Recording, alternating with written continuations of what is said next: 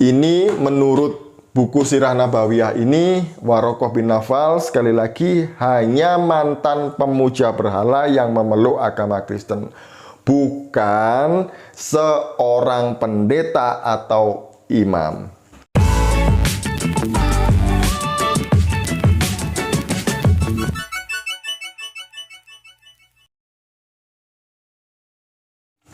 Shalom saudaraku, salam damai sejahtera di dalam kasih Kristus. Berjumpa lagi dengan saya, Didi Juli. Kita akan belajar berapologetika bersama-sama di channel ini.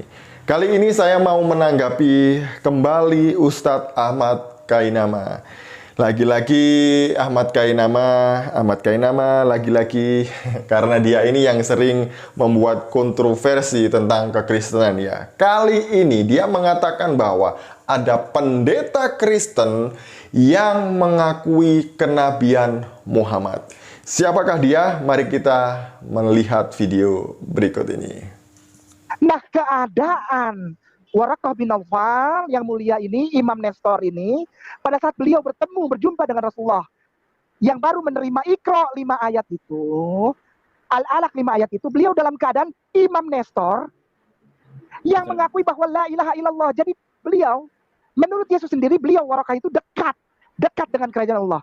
Lalu beliau mengeluarkan statement, hai orang Kristen, dengerin pelan-pelan lah, gua nggak mau ulang-ulang ah, suka ngaco-ngaco nih orang. Warokoh itu sudah dekat dengan Allah, bahkan menurut Yesus sendiri, karena menurut beliau Warokoh bin Nawfal, Imam Nestor beriman kepada satu Allah. Dan Yesus bilang di dalam Markus 12 ayat 34 bahwa orang-orang yang bilang la ilaha illallah itu dekat dengan kerajaan Allah. Lalu pada saat Warokoh bin Nawfal yang mulia, Imam Nestorian ini berjumpa dengan baginda Rasulullah Muhammad SAW, beliau membuat pengakuan, engkau Nabi Allah, cukup sudah itu, syahadat itu, cukup, terpenuhi. Beliau Islam. Oleh sebab itu hadis di dalam hadis riwayat.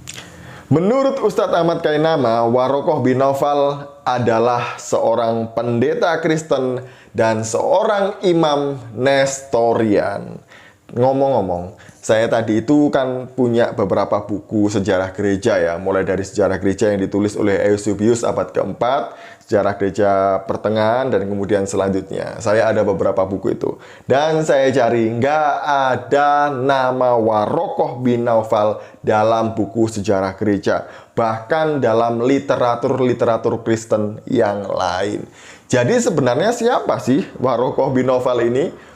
Kok misterius sekali disebut dalam Islam, bahkan dibanggakan oleh Ustadz Ahmad Kainama, tapi tidak ada di dalam literatur sejarah kekristenan, Katolik maupun Ortodoks. Nggak ada. Jangan-jangan itu adalah tokoh fiktif ataupun hoax. Meskipun ya apa tadi itu, Ustadz Ahmad Kainama mencatut nama Nestorian yang dikutuk di konsili Efesus pada tahun 431 Masehi. Karena Nestorius membagi Yesus menjadi dua pribadi, yaitu Yesus manusia dan Yesus ilahi. Ini adalah dua pribadi yang terpisah. Makanya Nestorius dikutuk di dalam sidang di Efesus tahun 431 Masehi. Dan nama Warokoh memang tidak ada. Anda cari di internet dimanapun tidak akan pernah ketemu dalam literatur Kristen. Yang ada hanya dalam sejarah dan literatur Islam. Aneh ya, kalau memang itu tokoh Kristen yang ada pernah hidup dalam sejarah kekristenan, harusnya ada dalam sejarah Kristen, tapi nggak ada, justru tercatat dalam sejarah Islam.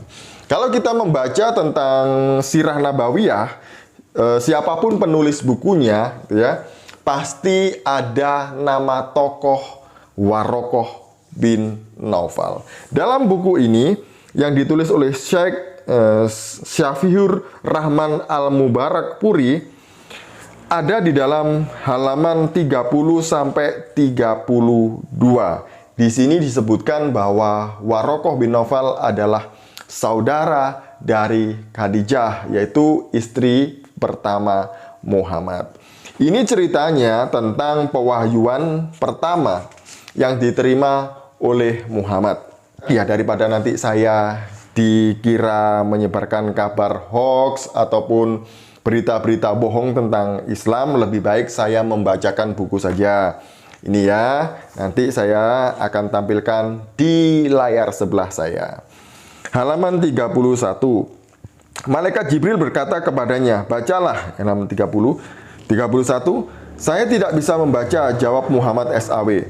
Jibril memegang beliau dan menekannya sampai beliau tidak mampu menahannya lagi. Kemudian malaikat Jibril melepaskannya dan sekali lagi berkata, bacalah. Saya tidak bisa membaca, jawab Muhammad SAW. Untuk kedua kalinya, Jibril memegang beliau dan menekannya sampai beliau tidak mampu menahannya lagi. Setelah melepaskan beliau, malaikat tersebut berkata, bacalah. Saya tidak bisa membaca, jawab Muhammad SAW kembali. Untuk ketiga kalinya, Jibril memegang beliau dan menekannya sampai beliau tidak mampu menahannya lagi. Malaikat Jibril melepaskan beliau dan berkata, bacalah dengan menyebut nama Tuhanmu yang menciptakan. Dia telah menciptakan manusia dari segumpal darah. Bacalah dan Tuhanmu lah yang maha pemurah. Jadi dalam pewahyuan ini Jibril memberikan wahyu kepada Muhammad untuk dibaca. Tapi Muhammad berkata, aku tidak dapat membaca. Anehnya Jibril tidak tahu kalau Muhammad itu tidak bisa membaca. Dan dia ngotot gitu ya, sampai menekan-nekan begitu menurut teks ini. Ini berbeda ketika malaikat menampakkan dirinya, memberi kabar kepada Maria dan juga Yusuf. Kalau kita melihat di dalam Alkitab, mereka menyampaikan salam dan menyampaikan kabar sukacita. Kemudian saya lanjutkan, Rasulullah SAW ketakutan dan jantungnya berdegup kencang. Beliau pulang ke rumah menemui Khadijah dan berkata, selimuti aku, selimuti aku. Khadijah menyelimuti beliau dan mencoba menenangkannya. Beliau menceritakan apa yang dialaminya di gua, kemudian berkata, aku takut sesuatu telah terjadi denganku. Jadi karena dia ditekan sampai 3 kali, Muhammad takut pulang menemui Khadijah, meminta untuk diselimuti karena jantungnya berdegup dengan kencang. Selanjutnya, tidak akan pernah, jawab Khadijah. Aku bersumpah atas nama Allah SWT, Allah SWT tidak akan pernah mempermalukanmu. Kamu memiliki hubungan yang baik dengan keluargamu, membantu yang lemah dan orang-orang miskin, melayani tamu dengan baik, dan membantu siapapun yang membutuhkan pertolongan. Khadijah kemudian membawa Muhammad SAW menemui sepupunya yang sudah tua dan patut dimuliakan, Warokoh bin Naufal. Dia memahami agama Yahudi dan sudah terbiasa dengan Injil, serta telah meninggalkan pemujaan berhala untuk memeluk agama Kristen. Jadi dalam buku ini, Warokoh bin Naufal itu adalah sepupu Khadijah yang sudah tua. Dia adalah mantan pemuja berhala yang masuk atau memeluk agama Kristen. Buku ini tidak menyebut Warokoh bin Naufal adalah seorang imam ataupun pendeta Nestorian. Tidak. Yang menyebutnya hanya Ustadz Ahmad Kainama. Kemudian saya lanjutkan ya. Oh sepupuku, ujar Khadijah, dengarkanlah keponakanmu. Apa yang telah kamu lihat keponakanku? Tanya laki-laki buta itu. Jadi di sini selain tua, Warokoh bin Naufal itu ternyata buta. Buta.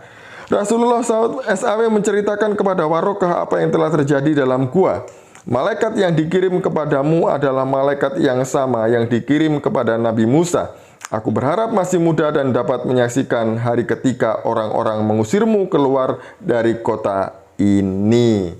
Jadi ini menurut buku Sirah Nabawiyah ini, Warokoh bin Naufal sekali lagi hanya mantan pemuja berhala yang memeluk agama Kristen. Bukan seorang pendeta atau imam.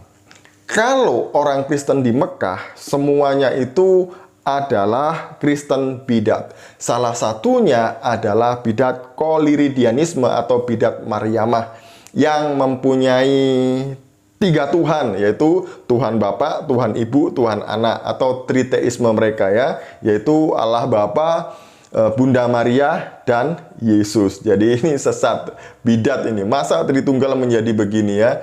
Tritunggal itu Allah Bapa, Putra, dan Roh Kudus. Bukan Allah Bapa, Allah Ibu, Allah Anak. Ini ngawur bidat ini.